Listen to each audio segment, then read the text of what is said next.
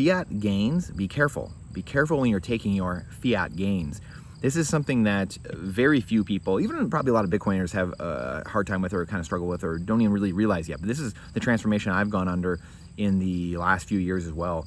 Understanding this transformation from terrible assets, or terrible liabilities actually, the fiat currencies, dollars, pesos, yen, leaving that and transferring your wealth to the hardest asset known to man, Bitcoin, and knowing that that is the hardest thing there is. When everything in the world is going the other way, governments are telling you you're an idiot and stuff like that, when we know governments are exactly that, right? So why would you hold your wealth in that? This is again something that many Bitcoiners still think like, oh, when I have like a bunch of fiat gains, or when it goes to Bitcoin goes to $1 million a coin or $10 million a coin, I'm gonna like sell out or whatever, and then I'm gonna like put it back into like dollars and like go buy something.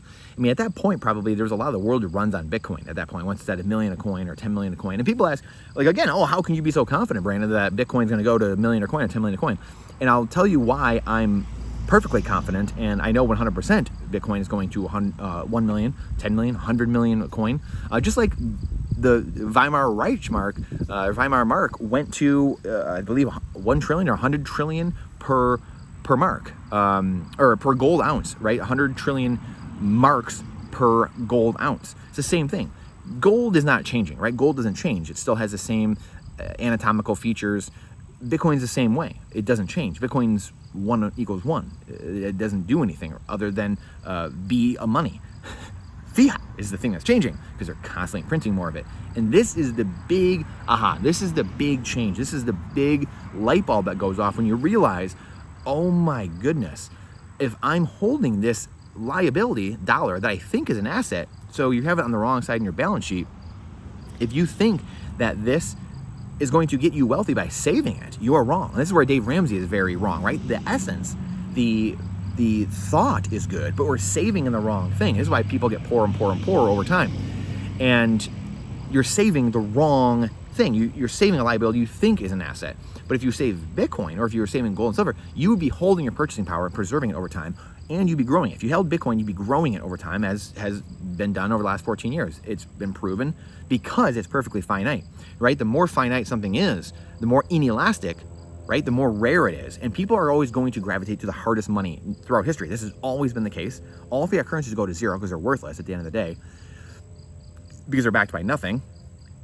So this is why humans always gravitate to the hardest money. So we know over time, and it takes time. It's not going to happen overnight, right? The masses of people still don't understand what's going on, right? We talk about the fundamentals a lot, but they still don't understand the fundamentals. They don't even understand what money is.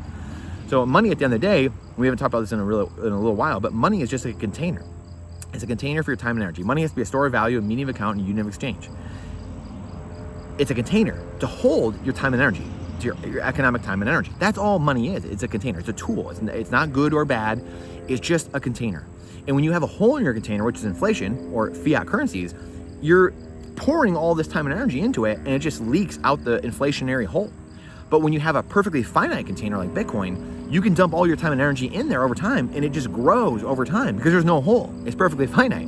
So hopefully that visual kind of makes it easier. I've showed this a lot just on my feed and stuff like that, and our blog, link in the description for our blog, where I show us visual a lot. And we got this, not even a Cessna, this guy like in a paraglider just hanging over our house apparently.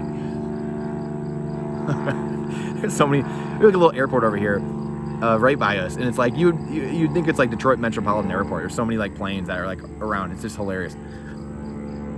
But this, taking fiat gains, you start understanding that, wow, I don't want to go back into the fiat system. So if I have Bitcoin, I keep growing my purchasing power over time, right? Because there's less and less Bitcoin, because people are losing their seed phrase, or they're not being careful, they're not being smart. They lose their seed phrase, or they die with it and they never pass their seed phrase on to anybody, or they're not in a multi-signature setup or something like that, so no one knows. And then now there's less Bitcoin in the network, right? So everyone that's holding Bitcoin now gets wealthier because they now have more purchasing power. It's the exact opposite of the fiat system.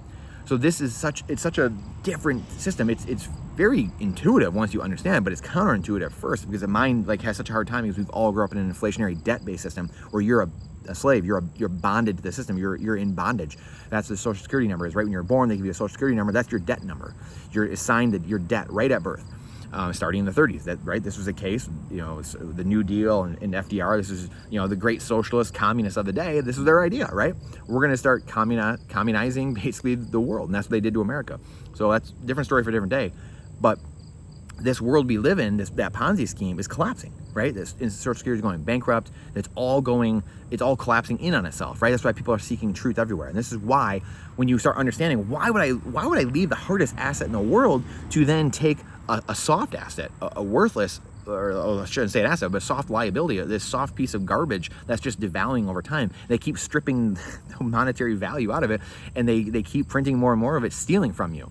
These are the fundamentals that if people start understanding this, we start pushing this out, more people start talking about this, the world starts changing. We get to that 3% number where all we need is 3%. We need that small minority, intransigent minority, to start talking about truth and questioning things, and things start changing, and then we start galvanizing more support, and things change very quickly in our favor. And the beauty is, we all get to prosper from this. We all benefit. If we're on a Bitcoin standard, hyper-Bitcoinization, we all benefit. We're all the ones that get to enjoy the fruits of that lower cost, higher standard world. It's the most beautiful thing we could ever conceive when it comes to money. When it comes to money and prosperity on earth.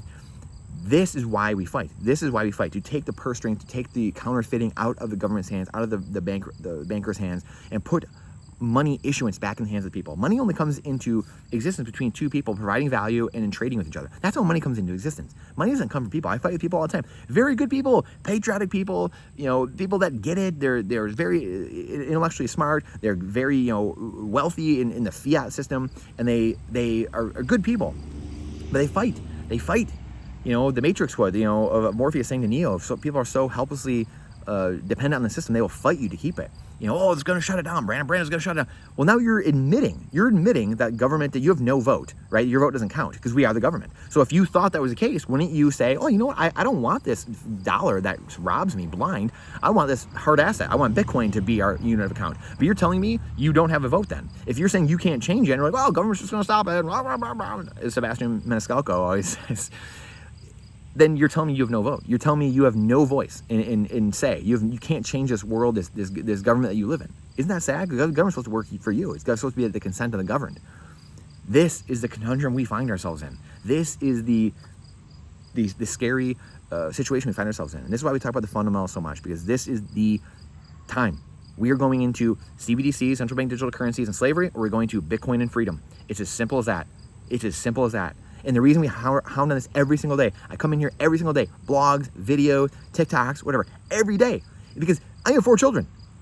I want them to not live in perpetual slavery. I want them to not be bonded and in bondage by their government. I want them to not have central bank digital currencies where there's a few people at the top that get to monitor their every thought, their every breath, their every action. That's an insanely horrific world. I can't even believe we're at this point. I literally can't even believe we're at this point. This is actually mind-blowing. Please share this out. The algorithm hates truth.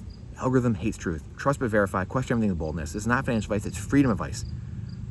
We can only do this together. We can only do this together. Please, if you are so inclined, please start a blog, YouTube, a TikTok, something like that, and start pumping out truth. We're trying to find truth. It's a constant battle. I started waking up 14 years ago. Creature from Jekyll Island, Tragedy and Hope, all these books that started opening my eyes to what was actually happening with our money and with the people at the top, the rich men and rich men. I appreciate you. I'll see you in the next one.